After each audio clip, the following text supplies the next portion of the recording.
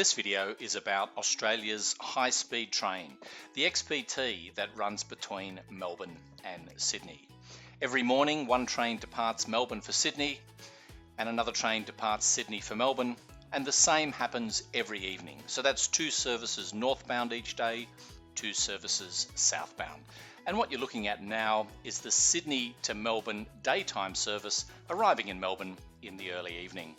Now you may recognise this locomotive. It is in fact based on the British Rail high-speed train that was introduced in 1976 and was the primary locomotive for most of British Rail's passenger services for many years. When British Rail developed the HST, one of the requirements was a low axle weight to reduce wear and tear on the track. So to achieve the required power and the required weight, they split the locomotive power across 2 engines, one at the front of the train pulling, one at the back of the train pushing, and that same configuration is used on the XPT in Australia. If you take the daytime service, either northbound or southbound, you'll be treated to beautiful views of the wonderful New South Wales and Victorian countryside. It is in fact very, very relaxing to sit in your comfortable seat and watch the countryside roll by. 11 hours, perhaps that journey is getting a little bit long in the tooth by the end, but you will be seeing some great parts of Australia. Now the HST, designed by British Rail, is capable of maintaining speeds of around 200 kilometres per hour. That's pretty fast for a diesel-powered locomotive. You might expect then that the journey from Melbourne to Sydney would only take about 5 hours to cover the 880 kilometres. Unfortunately, due to the track condition in Australia, the XPT operates at an average speed of about 85 kilometres per hour. It goes a little bit faster at times, but also a little bit slower. It's a pity the XPT doesn't reach its full potential. Having seen the inbound train arrive from Sydney, I had about 1 hour before my train departed for the journey back. So I went to Kajikan for dinner. It's a pretty good Japanese noodle restaurant located on the upper level of Southern Cross Station. I had a burasoba ramen and gyoza dumplings, nice and not too expensive. While you can dine on board the train, you're probably better off eating before you get on board. Better food options, lower cost around the station. The staff at Kajikan are always friendly and seemed happy to be in my video. After dinner, it was time to head to the platform and past the big departures board. In blue on the right, suburban trains. In red on the left, the regional trains and buses, and the Intercity XPT to Sydney, 34 minutes before departure. The XPT departs from platform 1 at Southern Cross Station. That's a little bit of a walk from the other platforms, but really that's not a problem. I'm going to be sitting on this train for the next 11 or so hours, and it's kind of nice to go walking around train stations, airports, and to watch the comings and goings of passengers. Southern Cross Station is a really beautiful and modern station. There's this lovely undulating roof that just curves its way from one end to the other. I try to imagine a station like this with steam locomotives pulling in and pulling out. I'm not sure if this suited the bygone era of rail, however. The luggage allowance if you're on the XPT is quite generous. While you can take some luggage to your seat, there is a place where you can check your luggage in if you do not need access to it before you reach Sydney. Here is the luggage hall. I didn't have any luggage to check in, I just wanted to show you the luggage drop zone. So now we're heading onto platform 1 and the waiting XPT. You'll see here the luggage allowance, which is pretty generous. 1 big suitcase for economy, 2 big suitcases if you're travelling first. And there is the train. There's something nice about approaching the vehicle that's going to carry you through the night. The diesel engine's rumbling away, putting out a little bit of smoke, perhaps reflecting the engine's age. I'll talk a little bit about that later on. So this engine here is the one that'll do the pushing. There's an identical one at the other end that will do the pulling, and here is the carriage that I'll be travelling in. Each train has one sleeper carriage, which comprises 9 twin sleeper cabins. Between each sleeper cabin there is a small bathroom, which includes a toilet, a wash basin and a shower. You can see here the age of the train, 40-50 years old, and here is my cabin. Presently it's set up in day sitter configuration. There would have been 3 people in this carriage on the way down, but only 2 will be in this carriage in sleeper configuration on the way north.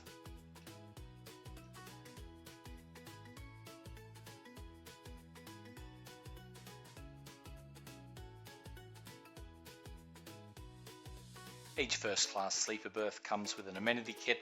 There is a toothbrush and toothpaste, body lotion, eye shades, a comb, lip balm and earplugs. They may come in handy through the night. There's also a little snack pack containing some chips, some water, a Mentos and an Aussie classic, a Tim Tam biscuit.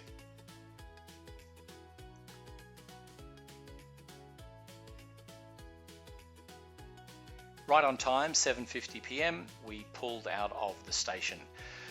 The first class sleeper carriage is pretty well insulated, so it's fairly quiet on board.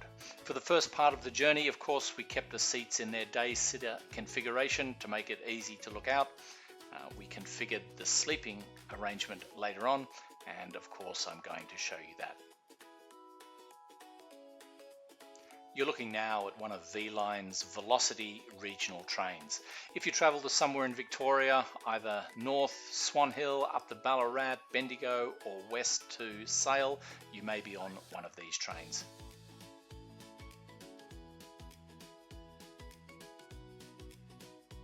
Over there in the distance is Marvel Stadium. That is a common venue for football and some entertainment events in Melbourne.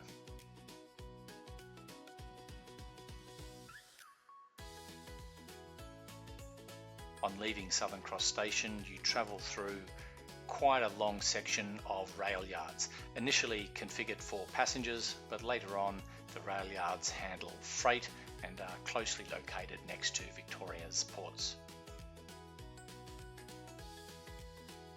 Now, as our journey gets underway, it's worth thinking a little bit about the work this train has done.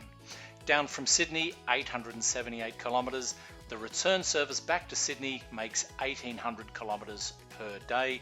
Times 7 days a week, the train is travelling over 12,000 kilometres every single week.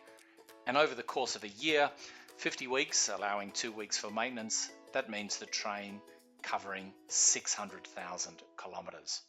Now, this train has been in service since 1982.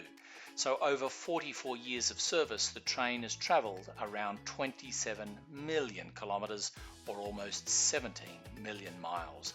That is a real testament to the engineers who built the train and the track. We can speed up now with a time lapse as we're departing Melbourne. Here we're passing through the freight areas near Melbourne's docks and across the Maribyrnong River before we head north around the CBD towards Sydney. I find rail travel very, very relaxing. I love just sitting and watching whatever is passing outside the window.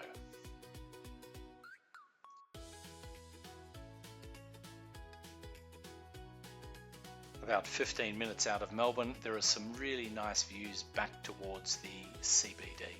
You can see the sun catching a couple of the buildings, and it looked pretty good, I have to say.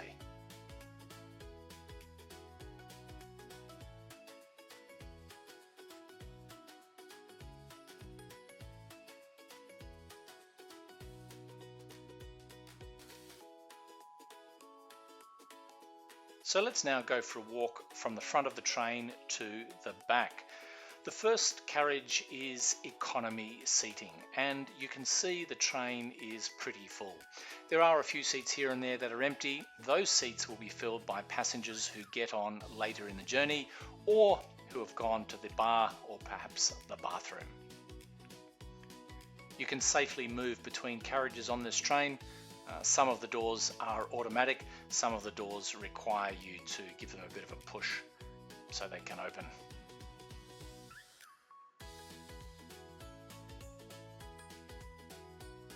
Each economy car has around 65 seats, and the seats are actually the same as in the first class cabin, except they don't recline quite as far.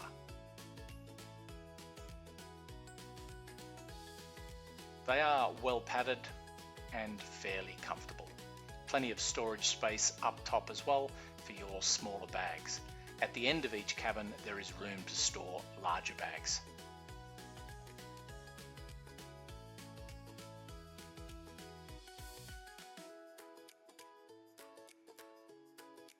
Now this is the third economy seating carriage on this train. Sometimes they have one or two more economy carriages, sometimes one or two less. It all depends, I suppose, on demand.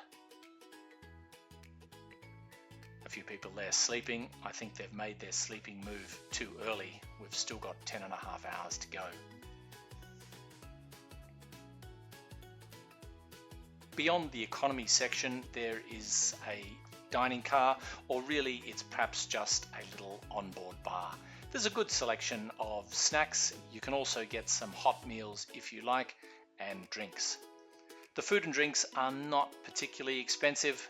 Given you're eating food on a train, I'd say the prices are actually quite reasonable. There are some good snack pack options too, and they will not break the budget.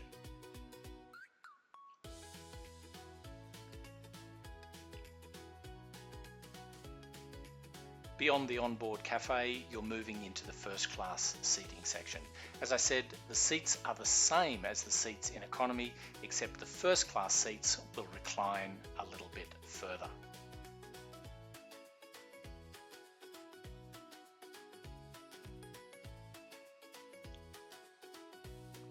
There's a small bathroom at the end of each carriage, nothing particularly special and nothing particularly spacious, but perfectly functional. A toilet and a small wash basin.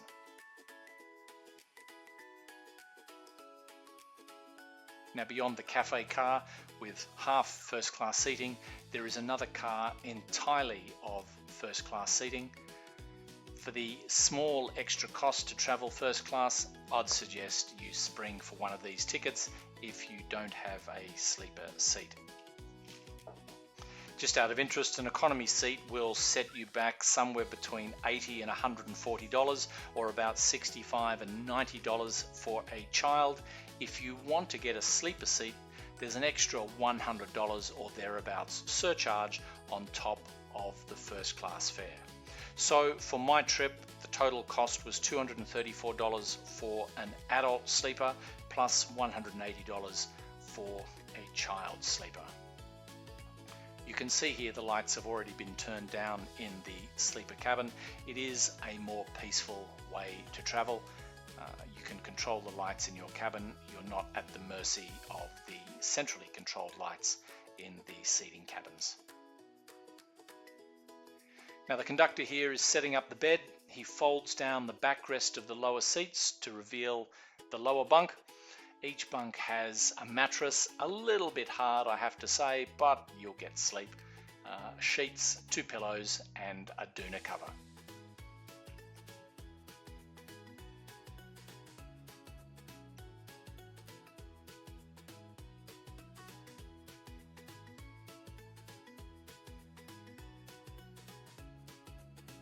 As mentioned, each sleeper cabin will seat 3 people during the day, but at night there are only 2 berths available. The conductor uses a special key to unlock the top berth, and it's just the same as the one below it. It folds down, sheets, pillows and doona cover.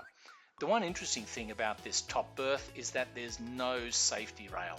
So if you're inclined to roll out of bed, or you fear the train may stop fairly suddenly, you may prefer to choose the bottom bunk.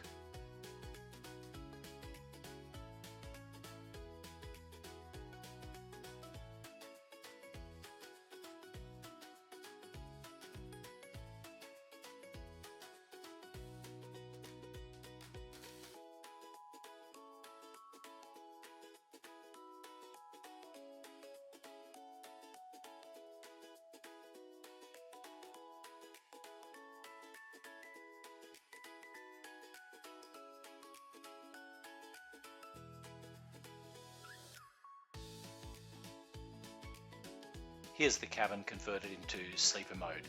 You'll see there's a handy fold-out ladder to help the person reach the top bunk. Now I asked the conductor to configure the cabin for sleeping around about 3.5 hours out of Melbourne. So it was probably 11:15 or thereabouts. And that's about how long it will take you to reach Albury. Albury is not the halfway point, it is perhaps about 1/3 of the way into our journey. Albury sits just on the New South Wales side of the border between Victoria and New South Wales. It's a beautiful old station.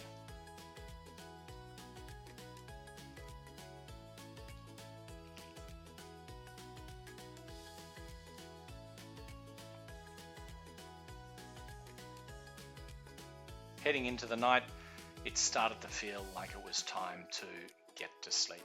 And so I climbed into my bunk and prepared for the night. This is the view from when you're in your bunk, looking out. All our stuff is on the floor. And of course, each berth comes with a cup holder, a small light, a storage area. There's a call button in case you wish to seek the assistance of the conductor. And of course, this video now was taken some hours later as we were on approach into Sydney. You will get a breakfast brought to your cabin. It contains some fruit juice, cornflakes and milk. Nothing particularly special, but good enough, I suppose. You can also have a hot drink, and I ordered a coffee and a hot chocolate. Once again, coming into Sydney, you'll get to enjoy some beautiful scenes of the Australian bush. And of course, if you want, keep an eye out for the kangaroos. You are bound to see more than a few as you travel through outer Sydney countryside.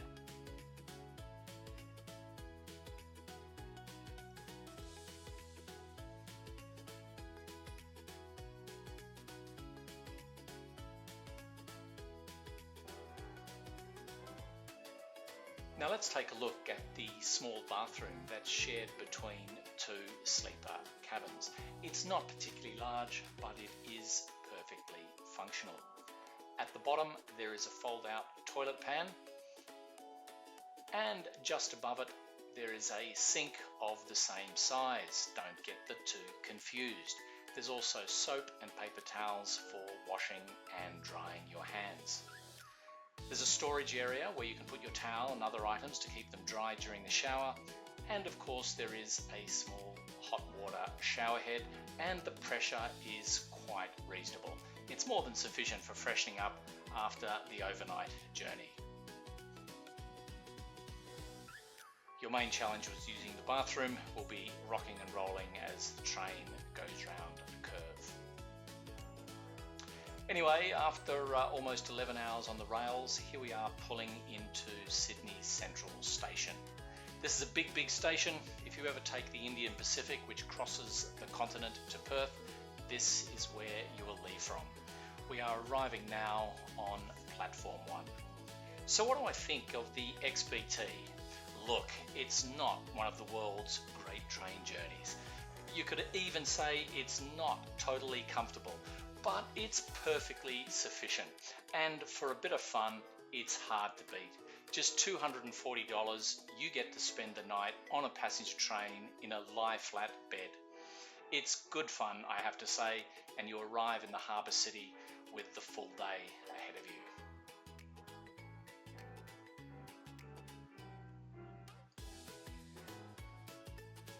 Here I am leaving the cabin. The people next door have already vacated.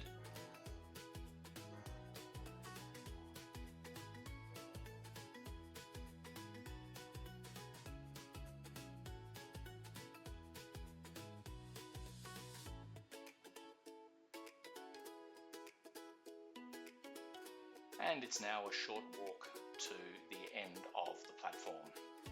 When you get to the end of the platform, you can look back at the train that's carried you all the way from Melbourne. You can also turn your gaze to the beautiful old train station and this lovely arched ceiling which spans the length of all the platforms.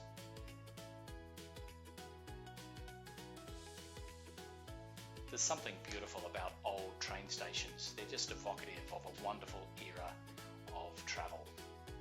Of course, Sydney, one of the world's great cities. There's the Harbour Bridge, the absolutely incredible Opera House, and of course, some of the world's best beaches. If you haven't visited, it's time to organise a trip, just maybe by train. Now, one thing I didn't cover, what does XPT stand for? Is it extremely pleasant transport? Extreme patience tested? Over the 11-hour journey, it does in fact stand for the Express Passenger Train. Thanks for watching, hit subscribe if you like.